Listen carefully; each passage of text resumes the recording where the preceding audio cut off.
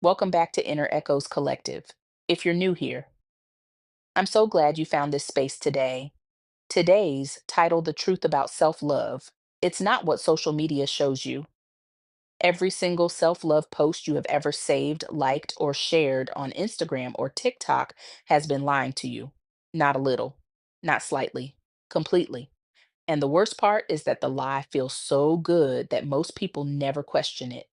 They just keep buying the bath bombs, journaling in the pretty notebooks, saying their affirmations in the mirror, and wondering why they still feel completely empty inside. Today, we are going to talk about what self love actually is, where the concept got hijacked, and why the version being sold to you on social media is not just ineffective, but actively making things worse. Stay with me because by the end of this video, I promise you are going to look at yourself, your habits, and your entire relationship with who you are in a completely different way. So let me start with a question. When was the last time you did something genuinely hard for yourself? Not something that felt good, not something that looked good on your story, something genuinely, uncomfortably, painfully necessary. Because that question right there is the entire divide between real self love and the performance of self love that social media has turned into a multi-billion-dollar industry. Here's what social media shows you when you search self love: candles, skincare routines, bubble baths with rose petals, women in oversized hoodies eating pasta and smiling, captions that say, "You are enough just as you are," vision boards, crystals, and motivational quotes in pastel fonts telling you to protect your peace. And look, I am not saying any of those things are inherently bad. Lighting a candle is not going to destroy your mental health. But the version of self love being packaged and sold to you as a product, as an aesthetic, as a personality, that version is hollow at its core. And people are paying the price for it in ways they cannot even identify. Let me give you the psychology behind why this hits so hard and why it spreads so fast. The brain loves comfort. It is literally wired to move toward pleasure and away from pain. So when someone tells you that loving yourself means giving yourself permission to do less, rest more, say no to everything hard, and buy things that make you feel good, your brain lights up. It says, yes, this is the path. This is what I deserve. This feels right. And social media platforms are designed algorithmically to push you more of whatever creates that dopamine response. So the comfort based, feel good version of self love goes viral, it spreads, it multiplies. And the harder, quieter, more honest version of what it actually means to love yourself gets buried because it does not get the likes. It does not have the aesthetic, and it definitely does not sell a product. Now, let us talk about where self love as a concept actually came from, because this history matters. The psychologist Eric Fromm wrote about love extensively in the 1950s, and his work distinguished between selfish love, which is ego driven and consuming, and genuine self love, which he described as fundamentally connected to your ability to love others. His argument was profound. He said that if you cannot genuinely care for yourself, you cannot genuinely care for anyone else. That self love was not the destination, it was the foundation. It was the root system that everything else grew from. That is a completely different concept from what is being served to you today. Because Fromm was not talking about protecting your peace by avoiding difficult conversations. He was talking about building an inner life so solid, so grounded, so honest that you could show up fully for yourself and for the people around you. And then somewhere between that honest philosophical tradition and today's algorithmic attention economy, something went very wrong. The concept got marketized, it got aestheticized, it got reduced to a consumer behavior, and suddenly self love became something you could buy, post about, perform, and outsource to a product. Here's where it gets really interesting, though, and this is the part I want you to think hard about. Research in psychology consistently shows that people with genuinely high self regard, the people who score highest on authentic self esteem measures, are not the people who avoid discomfort. They are not the people who pamper themselves constantly. They are the people who hold themselves accountable. They are the people who have learned to do hard things consistently, even when it is uncomfortable. They are the people who tell themselves the truth, even when the truth is painful. That is the profile of someone who actually loves themselves at a deep level, not someone who has curated the perfect self care aesthetic, someone who has done the real work. And this creates what I call the self love paradox.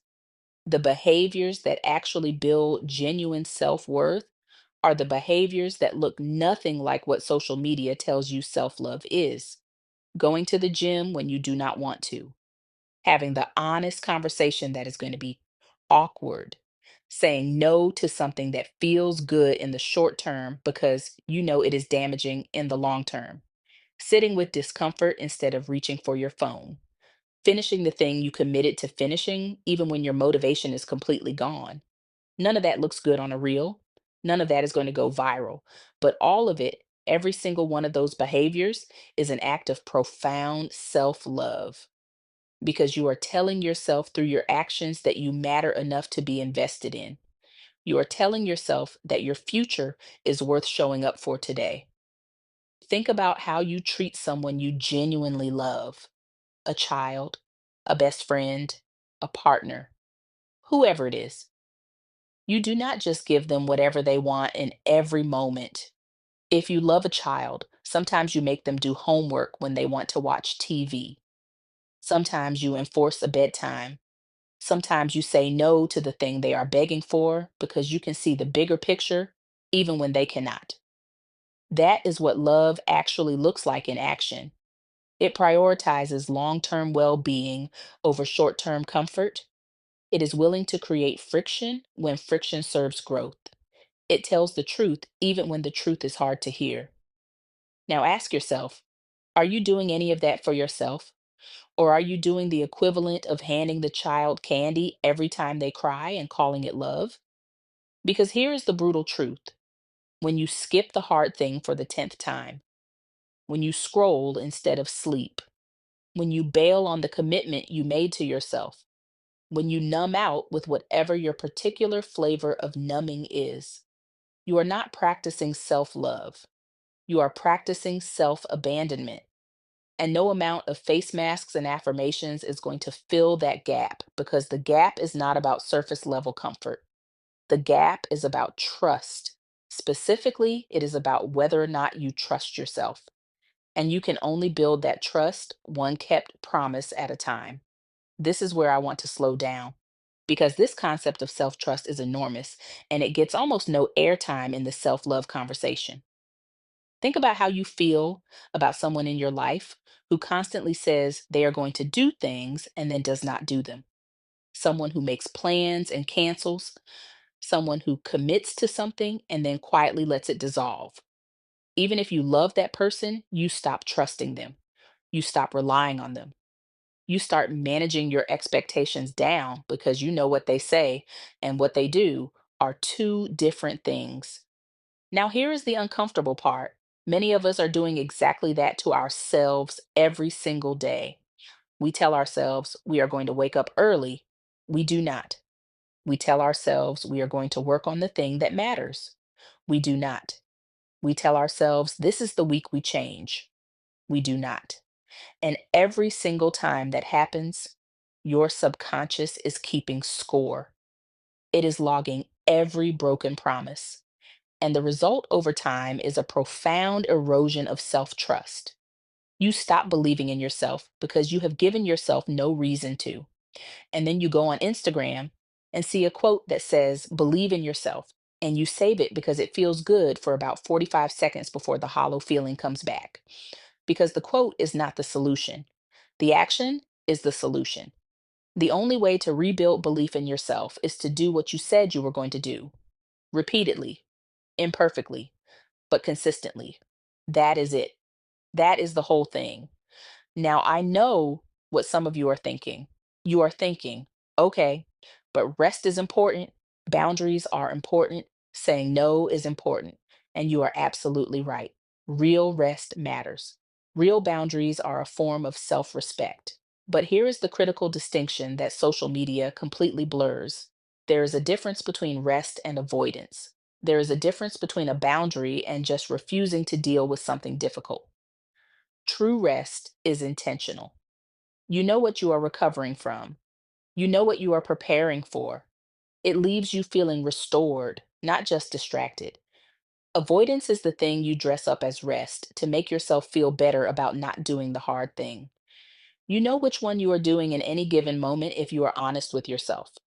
And honesty with yourself is, again, one of the most fundamental acts of real self love. Let me give you the components of what genuine self love actually looks like when you strip away the Instagram filter. First, it looks like radical honesty, not brutal self criticism, not beating yourself up, but clear eyed, compassionate honesty about where you are, what patterns are not serving you, and what needs to change. Not the kind of honesty you perform for others, the kind you have in quiet moments alone with yourself, where you drop the narrative and just look at what is real. Second, it looks like consistency over intensity. Social media loves intensity, big transformations, dramatic before and afters, viral moments of breakthrough. But real growth is boring from the outside. It is the same person showing up day after day, doing the small things that build towards something. Consistency is how you actually change your relationship with yourself, not a single cathartic moment of deciding to love yourself more. Third, it looks like accountability without shame. This is a nuanced one because a lot of people swing between two extremes. Either they hold themselves to impossible standards and destroy themselves when they fall short, or they abandon all standards under the banner of self acceptance. The real version is somewhere in the middle. It says, I made a choice that did not align with who I want to be. I'm going to look at why. I'm going to learn from it. And I'm going to try again. No spiral, no self destruction, but also no blind acceptance of patterns that are keeping you small. Fourth, real self love looks like protecting your future self with the same urgency you would protect someone you love in the present.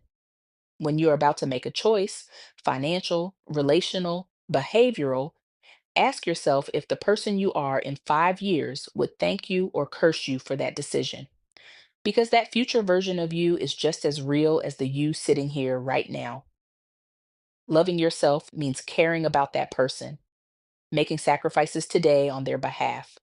That is love in its most mature, most functional form. Fifth, and this one is going to cut a little. Real self love sometimes means choosing discomfort intentionally. It means going toward the difficult conversation instead of away from it. It means sitting with the uncomfortable emotion instead of medicating it. It means doing the thing your body resists because you know the resistance is fear and not wisdom. Discomfort is often the access point to everything you actually want. Real self love knows that. The social media version is terrified of it. Now, here's what I want to acknowledge because I think it is genuinely important. The version of self love that social media sells is not without any value. Rest genuinely does matter. Community and softness and giving yourself grace, those things are not nothing. If you have been living in a constant state of harsh self criticism and relentless pressure, then yes, learning to be gentler with yourself is a necessary step. But it is a step, it is not the destination. And too many people are camping out on that step and calling it the journey. They are using the language of self love to justify stagnation. They are building an identity around the aesthetic of healing rather than doing the work of actual healing. And the algorithm keeps feeding them content that confirms they are on the right path because that content is what gets engagement. The question you need to ask yourself is whether your self love practices are building you or just comforting you. Are they making you more capable, more honest, more connected to yourself and others? Or are they keeping you comfortable in a smaller version of your life than you are actually capable of living? Here's my challenge to you. For the next week, I want you to try this experiment every morning. Make one commitment to yourself. One specific thing you are going to do that day that is genuinely in service of who you want to become. Not a massive thing, not a life overhaul. One thing, and then do it. Not perfectly, not without resistance, but do it. And at the end of the day, acknowledge that you did it. Not for anyone else, not for a post, just to yourself. Because that small act, repeated 7 times over 7 days, is going to do more for your actual relationship with yourself than any amount of content consumption about self love ever could.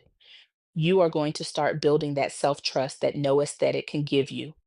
You are going to start becoming someone who keeps promises to themselves. And that feeling, the feeling of genuinely believing in yourself because you have evidence to believe in yourself, that is what real self love feels like. And it is completely different from anything you have seen on your feed. We are at a cultural moment where the conversation about mental health and self care has never been louder.